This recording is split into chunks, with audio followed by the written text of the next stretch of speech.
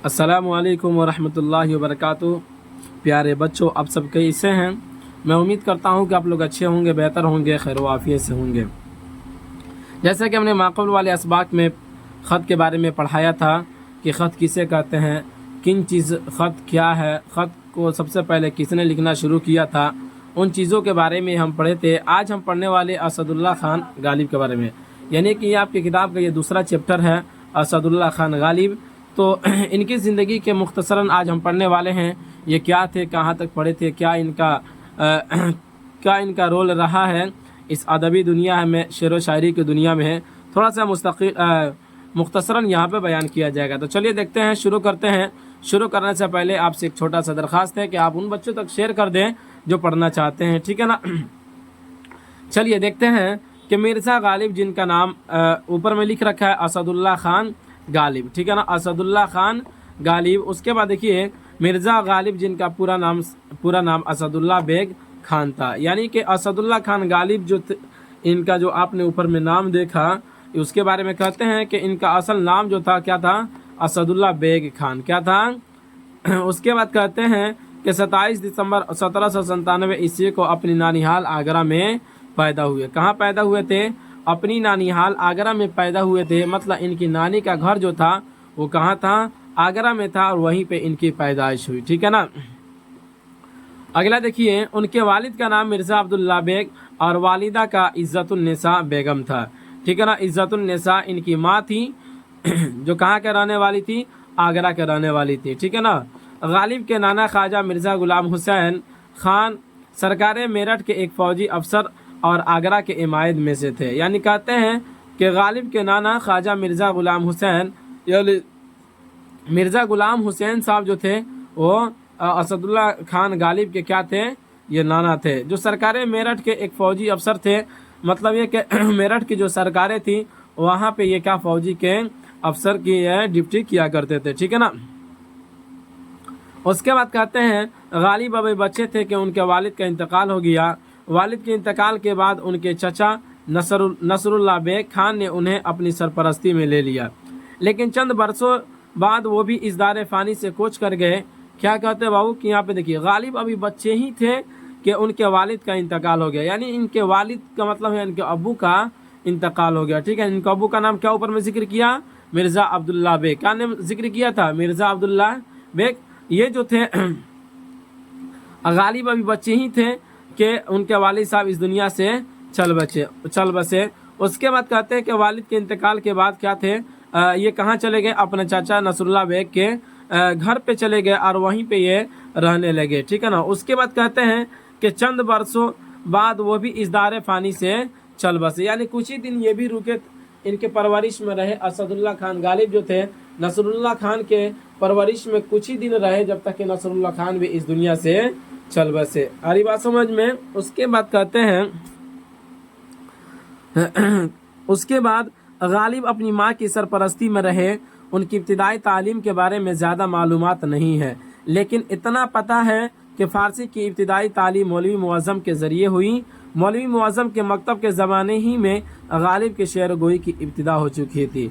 यानी कहते हैं कि साहिब किताब लिखते हैं यहाँ पे कि गालिब की इब्तिदाई तालीम कहाँ हुई थी, इसके बारे में तो पता तो नहीं है, मुकम्मल तौर पे तो नहीं कहा जा सकता कि गालिब की जो पढ़ाई था वो इसी मकतब में और यहीं से हुई है इब्तिदाई तालीम के बारे में।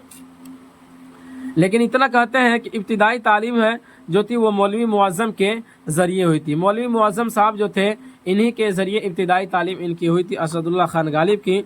उसके बाद कहते हैं मौलवी मुअज़्ज़म के मकतब के ज़माने में ही गालिब की शेर गोई की इब्तिदा हो चुकी थी।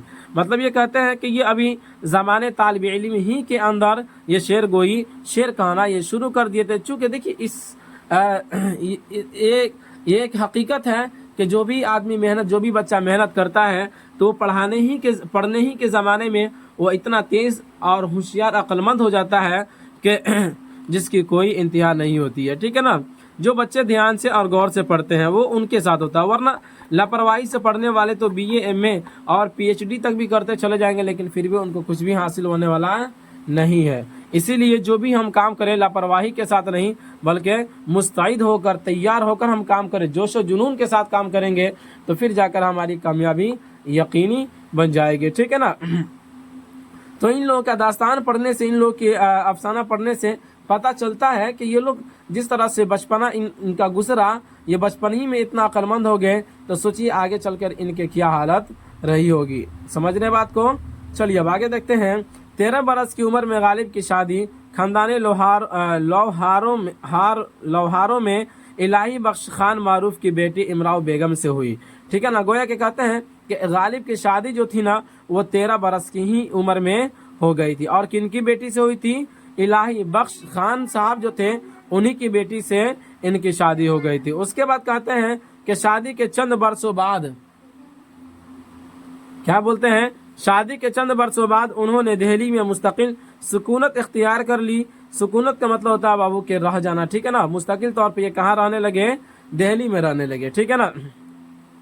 दिल्ली में उन्हें खासी माली परेशानियों का सामना करना पड़ा, चूँकि दिल्ली के अंदर जब ये रहने लगे तो दिल्ली के अंदर हुआ ये था कि इनको माली परेशानी, बिल्कुल माली हालात जो था इनका बहुत ज़्यादा ख़राब हो गया। उसकी वजह भी आप मोटी मोटी किताबों में पढ़िएगा तो कुछ दास्तानों से पता चलता है कि वहाँ उस वक्त दिल्ली के हालात जो था वो काफ़ी ज़्यादा ख़राब था। वजह ये थी कि सियासी माहौल जो था उस वक्त गर्म था कि एक राजा दूसरे पर चढ़ाई करता अपनी राज पाने के लिए। तो इस तरह से और भी इसकी आप पढ़ेंगे अगली किताबों में तो फिर आपको मालूम चलेगा क्यों उसका। ठीक है ना। लेकिन कहते हैं यहाँ पे कि दिल्ली में माली परेशानियों का सामना करना पड़ा।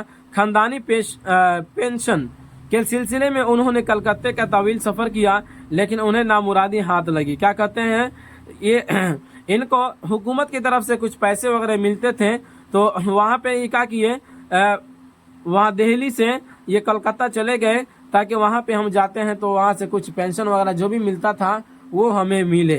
तो वहाँ पे जब पहुँचे तो हुआ ऐसा कि उन्हें वो पेंशन मिला नहीं और वहाँ से वो नाउमीद होकर लौट गए। ठीक है ना। उसी को कहते हैं कि उन्होंने कलकत्ते का तवील सफ़र किया लेकिन उन्हें नामुरादी हाथ लगी। जब उनका बाज़ाब्ता ताल्लुक़ किले मुअल्ला से हुआ तो हालात में कदर बेहतरी आई, लेकिन गदर के हंगामे ने सारी बेसात ही पलट दी। रामपुर के दरबार से वाबस्तगी और किले मुअल्ला से पेंशन की वागुजाश्त के बावजूद वह परेशान ही रहे और इसी आलम में 15 फरवरी 1869 ईस्वी में उनका इंतकाल हो गया। यानी कहते हैं ना कि जब उनका बाज़ाब्ता ताल्लुक़ किले मुअल्ला से हुआ तो हालात में कदर बेहतरी आई। मतलब ये हुआ कि जब वहाँ पे ये लग गए और कुछ काम वगैरह करने लगे तो उसमें क्या हुआ कि वहाँ से कुछ वजीफ़ा वगैरह मिलने लगा, तो इसकी वजह से इनकी हालात के अंदर कुछ हालात अच्छा हुआ। उसके बाद कहते हैं कि 1857 ईस्वी में जो जंग हुआ था वो जंग अजीम कहलाता है। ठीक है ना। तो वहाँ पे क्या हुआ था उस वक्त कि वो ऐसा माहौल और ऐसा मंजर था कि लोगों के दिलों को दहला देने वाला था। ठीक है ना। तो उसी को यहाँ पर कहते हैं बाबू कि वो सारी हंगामे ने सारी बेसात ही पलट डाली। यानी कि जो 1857 ईस्वी में जो लड़ाई हुई थी, जो जंग अजीम हुई थी, जिसमें बहुत सारे मुसलमानों और बहुत सारे हिंदू भाइयों को कत्ल किया गया था और उन्हें क्या कहते हैं, उन्हें हार का सामना करना पड़ा था, तो जिसकी वजह से इन लोगों की हालात जो है और ज़्यादा खस्ता होती चली गई। ठीक है ना। उसके बाद कहते हैं कि 15 फरवरी 1869 ईस्वी में इनका इंतकाल हो जाता है। चलिए अब आगे देखते हैं। गालिब ने उर्दू और फारसी दोनों जबानों में लिखा। यानी क्या कहते हैं, गालिब ने जो खत लिखा था वो उर्दू के अंदर भी लिखे थे और फारसी के अंदर में लिखे थे। उसके बाद कहते हैं पंज आहंग महरे नीम रोज दस्तनिबू काते बुरहान दरफ्शे कादियानी और कुल्लियात नज़म फ़ारसी वगैरह इनकी फ़ारसी तसनीफ़ात में है। यानी कि जितना भी नाम जो जिक्र किया गया ये सब के सब क्या है, इनकी फ़ारसी तसनीफ़ात में से है। यानी फ़ारसी के अंदर इन्होंने इस तमाम को लिखा है। उसके बाद कहते हैं उर्दू में मुतवादिल दीवान के अलावा मिर्ज़ा की ज़िंदगी में ही उनके उर्दू खतूत के 2 मजमू औद हिंदी और उर्दू मुअल्ला के नाम से छपे। क्या कहते हैं, उर्दू में मुतवादिल दीवान के अलावा मिर्ज़ा की ज़िंदगी में ही उनके उर्दू खतूत के 2 मजमूए औद हिंदी और उर्दू मुअल्ला के नाम से छपे। बाद में लोगों ने मुख्तलिफ नामों से इनकी बिखरी तख्लीक़ात को इकट्ठा करके शाये किया। मतलब इनकी ज़िंदगी में ये दो मजमूए, ख़त के जो दो मजमूए के बारे में ज़िक्र किया, तो इनकी ज़िंदगी में ये छप गया था, लेकिन फिर क्या हुआ कि ये इनकी सब बिखर गया। बिखरने के बाद जब लोगों ने इकट्ठा किया और इकट्ठा करने के बाद फिर इसका दूसरा नाम यहाँ पे दिया था, ठीक है ना। उनका तखल्लुस पहले असद था, बाद में उन्होंने गालिब तखल्लुस इख्तियार किया। गालिब की तबीयत में जिद्दत पसंदी थी। शुरू ही में उन्होंने मारूफ फारसी शायर बैदिल की पैरवी की, लेकिन बहुत जल्द उस रंग को छोड़ा और नई राह इख्तियार कर ली। चूँकि आप जानते हैं कि शुरू में इंसान जो होता है ना, वो कोई चीज़ माँ के पेट से सीख कर नहीं आता है। तो उसी को यहाँ पे कहते हैं कि गालिब के तबीयत के अंदर जो थी ना, वो जिद्दत पसंदी थी, यानी कि गालिब जो थे वो शुरू ही से मेहनत करना चाहते थे, ठीक है ना। जिद्दोजहद जो कहते हैं ना, कि यानी कि मेहनत करना, तो शुरू से ये लोग मेहनत ही थे। लेकिन उसके बाद कहते हैं कि जब ये फारसी के अंदर जब शेर व शायरी शुरू किए थे, तो बैदिल साहब की ये पैरवी की, ये भी बहुत बड़े शायर थे। लेकिन कहते हैं कि बाद में चलकर जब ये माहिर बन गए, यानी गालिब साहब जब शेर व शायरी में माहिर बन गए, तो इनके रंग को छोड़ दिया, ठीक है ना, और अपनी नई इख्तियार कायम कर ली। मतलब ये था कि ये फिर अपने से ये अपने अंदाज में ये शेर व शायरी कहने लगे। उसके बाद कहते हैं गालिब के खुतूत भी उर्दू अदब का बेशबहा सरमाया है। अपने मकतूबात में उन्होंने बेतकल्लुफाना लहजा इख्तियार किया। क्या कहते हैं कि बेशबहा सरमाया है, यानी बहुत कीमती सरमाया है। गालिब के जितने भी खुतूत उर्दू अदब के अंदर जो है, वो सब के सब क्या है, वो बहुत अहम है और वो एक कीमती ख़जाना से कम नहीं है। उसके बाद कहते हैं बाबू कि अपने मकतूबात में उन्होंने बेतकल्लुफाना लहजा इख्तियार किया है, यानी कि वो जो लहजा क्या कहते हैं, वो जो भी शेर व शायरी करते थे ना, तो उसके अंदर वो बिल्कुल बेला झिझक बोला करते थे। वो कहीं से भी डर वगैरह की बातें बू नहीं आती थी, ठीक है ना। उसी को कहते हैं बेतकल्लुफाना लहजा इख्तियार किया। बयान की सादगी, लहजे के सोच और ज़रीफ़ाना अंदाज़ बयान ने उनके खुतूत को खासे की चीज़ बना दिया। क्या कहते हैं, मतलब ये जितने भी ये अंदाज जो इख्तियार किए थे, कि इनका अंदाज जो था बिल्कुल सादगी था, यानी कि ये जो भी खत वगैरह लिखते थे, ये शेर व शायरी कहते थे, आम आदमी भी समझ जाता था। उसी को कहते हैं कि सादगी, ठीक है ना, सादा। लहजे के सोच और ज़रीफ़ाना अंदाज़ बयान ने इनके खुतूत को खासे की चीज़ बना दिया। इससे न सिर्फ गालिब की ज़हनी रविश का अंदाज़ा होता है, बल्कि उनकी शख्सियत का भी निखर कर हमारे सामने आती है। जाहिर सी बात है, किसी भी चीज़ को कोई आदमी अगर अच्छी तरह से आपके दरमियान पेश कर दे, तो उससे उसकी शख्सियत का और उसके इल्म का पता चल जाता है कि ये बंदा जो है वो कितना इल्म वाला है और ये कितना पानी में है, ठीक है ना। तो उसी को यहाँ पे कहते हैं कि जिस तरह से गालिब जो शेर व शायरी करते थे, तो इस शेर व शायरी करने से इनके जहन के बारे में भी तो पता चलता है, और उसके बाद इनकी शख्सियत के बारे में भी पता चलता है कि वाकई में इनकी शख्सियत कितनी बड़ी थी। समझ में आ रही है बात है। तो ये रहा असदुल्ला खान गालिब, जो आपकी किताब का दूसरा चैप्टर रहा, ठीक है ना।